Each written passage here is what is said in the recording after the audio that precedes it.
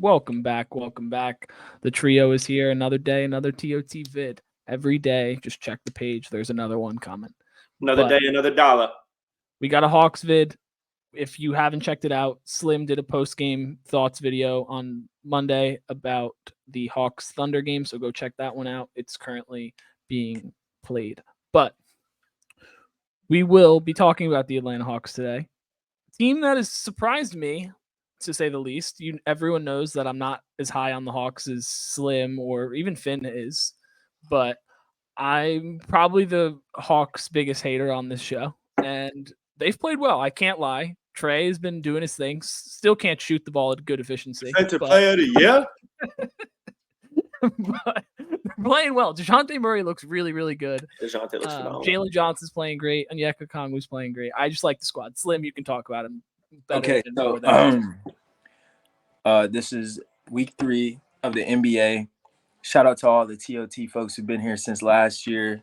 Love to see y'all again back for our second season. Got the Pina Colada with me. It's the TOT boys. It's the OG trio. What you needed. But last year y'all heard a lot of my frustration with the Hawks. Mainly having to do with their ex-head coach Nate McMillan, who wanted the best for Trey and constantly drew up schemes that were about him executing, which we know Trey Young can execute, especially from the perimeter. You know what I'm saying? So when you don't really have any help, you make Trey your number one guy. You know, he's already the number one guy, but you make him your only option instead of helping build. Like, I know the guys weren't necessarily stars around him last year, but the idea is to have a function, a chemistry, just using ball movement to get everybody some touches, just because you show that you have plenty of players who are capable of, shining and doing their thing. So we got to see DeJounte Murray, the addition last season, of them trying to get the backcourt worked out, but Nate McMillan didn't have it right. Shout out to Quinn Snyder jumping in full time this season. And I think that that's a big step up. Like I said, as soon as we got him last year. Whoa, slow down, gang. If you're liking this content here, I really appreciate it if you'd like, comment, and subscribe. It's free. It takes 0 seconds. I make sure to like, comment, and subscribe to all the creators I like watching because I know it makes a huge difference for them, just like it makes for us. Stick with us. TOT Faithful, we love you guys. Please like, comment, subscribe, and check out more videos. I said that Quinn Snyder is going to be able to figure out the holes within the chemistry of the team and really allow everybody to know that there's a togetherness. And you can tell that on the floor, starting with the defense this season. We've been really well on defense. Trey has been scrappy, as I said. Y'all know I'm a troll, and I don't want to say that I do it for clickbait, but I genuinely believe in the players and knowing that all it takes to you're a player guy first. You believe in your guys. You'll ride them. You'll believe in them too. Honestly, too much. Yeah, get behind. Exactly. So same thing. So it's just I support the guys, big believer, but I see where we've made huge leaps on defense and executing in transition and not just chucking up the 3 ball when we want to. We're doing that a little bit right now. The score is 50-58 against OKC. It's about to be the start of the 3rd quarter. But great ball movement, great defense. The other day we played against New Orleans, blew them out. We played really well defense on Zion Williamson, which is arguably the hardest man to stop in the NBA right now. But because we played really, really well against those guys, we're playing, pretty good, decent defense against Shea, and Chet Holmgren and the rest of the guys. But man, had 6 players in double figures, man. That shows that we consistently move the ball, we push, we can execute, and it shows our shot selection is really good. And we have the I think the second highest scoring offense, second to the Boston Celtics. I feel like the Pacers got to be in there. They've dropped 2 games with 150 already. But I just heard somebody say we were second. That may have changed. It might be true. I don't know, but. Shout out to Trey, 3 ball. But I'm very proud of the Hawks. Y'all get my post game versus OKC later on. But let me hear my boys talk something. You know what I'm saying? Yeah. The first thing is the whole thing last year. The two big, really off-season moves were Donovan Mitchell to the Cavs and DeJounte Murray to the Hawks. Those were like the two big moves, both guards. Now, it was honestly a debate who had the best backcourt in the NBA. And we kind of saw the Cavs click right away, and I think that kind of diminished what Trey and DeJounte did. And now it's looking like they got it figured out. I think having a full offseason to really work it out and under Quinn Snyder, see what you're actually going to do instead of him coming in one day and being like, okay, this is what we're going to do. So I think that's really benefited. And you've also gotten guys step up. Like you've gotten young guys play well. You've preached about letting the young guys get more minutes. Jalen Johnson, every time since I follow the Hawks and stuff now remotely or enough to like see what's up, I see every time I'm scrolling Instagram, there's a clip of him skying for a dunk. Like it's just all stuff like that. And I just think there's vibes around the Hawks that I did not expect and I thought wouldn't be there. I thought the Hawks are probably going to sit around a 500 team again like they normally always do. But I think they're going to be a little bit better this year. I think they could get that top 16. I'm saying. On light, just real quick, I like seeing teams that have something to prove, and I like seeing teams that have like multiple guys in double figures. Obviously, when I say multiple, I mean like 4 to 5. And the Hawks have been getting that done.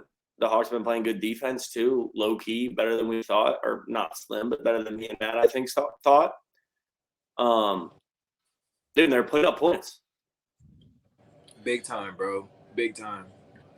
Yeah, no, I mean they're one of my surprise teams. Like I think that they're playing a lot better than I thought, as I've mentioned, and it's not been against bad competition. Like you've played teams that I view as your level, if not a little bit better, and you've definitely held your own, if not succeeded them. I think, as you mentioned, Quinn Snyder's been great, but I just want to hear who has like been your kind of unsung hero, because like obviously DeJounte Murray's played way better this year than he has basically all of last year. I know it's a small sample size, but I felt like he plays so much better right now than he did all of last year. But who's your other guy that's your unsung hero? Because Trey does what he does. He'll shoot 40% from the floor, get his 20 and 10, and call it a night pretty much every time, no matter how he gets there. First off, I like to start off by saying, like, last year, adding DeJounte Murray, you're adding another skill guard, elite guard at what they do specifically, not just scoring, but also being able to facilitate for their team. When DeJounte Murray was with San Antonio before getting traded, him and Trey both averaged 27 plus and 8 plus assists, 9 plus assists around that frame. And that's the reason why I believed that backcourt to be that dangerous, just because, Darius Garland can assist at a high clip.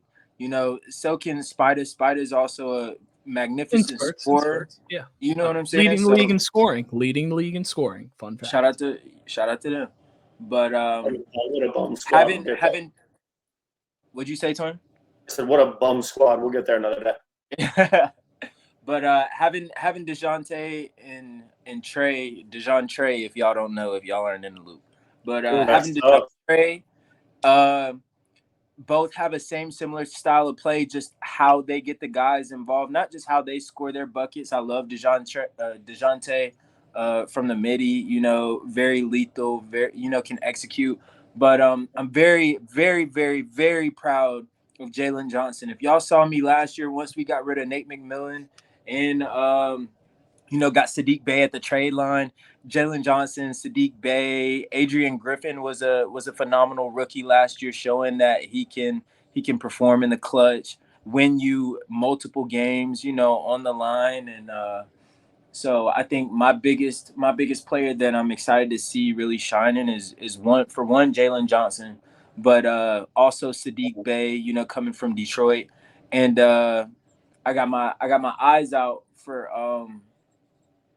the young cat, Kobe Buffkin. I want to see him get introduced more into the flow of the games.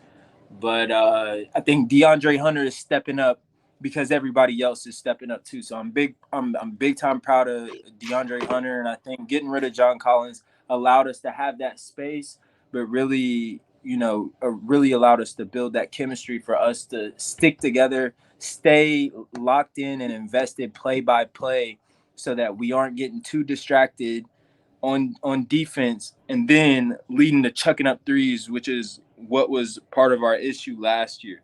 So as long as we can keep that contained, I think we could easily win at least 60 games. 60, Slim? We were 500 last season. Yeah, 500. That's 19 more games. You know how crazy of a jump 19 games in the NBA is? The man has made these claims before. This isn't the first time, and he's proven you gotta let Slim cook. And I'm gonna stand on business. You know what I'm saying? Let him cook. I do think the Hawks will probably win like 48. I'm giving them the high end. I was expecting them to be around 42. I think 48 is a very good season. Like, it's a very, very good season. And if you can get to the second round, by all means. But shout out real quick. Shout out my dog Clint, averaging a block and a half. Oh man, shout out to Clint, bro. Big O board, big rebounder. You know what I'm saying? That guy. Shout out to Big O. Shout out to Onyeka Okongwu. Man, we got a squad. Shout out to Bogey, man. Shout out to all the guys. Believe in the Hawks. We're at least a 5 seed this season. I like and you. I like you. And we're not dropping. Shout out Sadiq Bey. Sadiq Bey is good chatter as well. I think he's a great like a piece of clay that you can kind of mold him however you want. He's young enough and he's versatile enough. He's got a lot of skills. Big tool bag. Not scared. Nobody's scared. We don't have nobody holding us back. Chips on the shoulder, dude. You got Doritos on there. My one thing with the Hawks is that I feel like at times they can get caught up in the 3 game, in the ISO game. While, yes, you have really good isolation players in Trey and DeJounte, and even Sadiq Bey and DeAndre Hunter in spurts, but I think sometimes they get a little lost in it where Trey hasn't gotten a look in a minute and he wants to shoot a step back 34-footer. Like, I think that's like the one thing that can cause the Hawks trouble. And I think that it's this season, I feel as though, you can correct me if I'm wrong, they've been attacking downhill a lot more than they have in previous seasons. I think that's as a result of adding a Jalen Johnson into the rotation at a higher minutes rate, because he's just constantly in there. So being able to have that just creates the pressure, and then you also get better 3-point looks. You can make them at a higher clip, which I think is why the Hawks have been so successful. But yeah, I mean, I don't want to go too far into it because you're going to talk about it in your post games, but if you made it this far, keep an eye out for those every single week or every single game day. But yeah, I mean, that's the Hawks. Any final comments from you, Slim? Just adding on.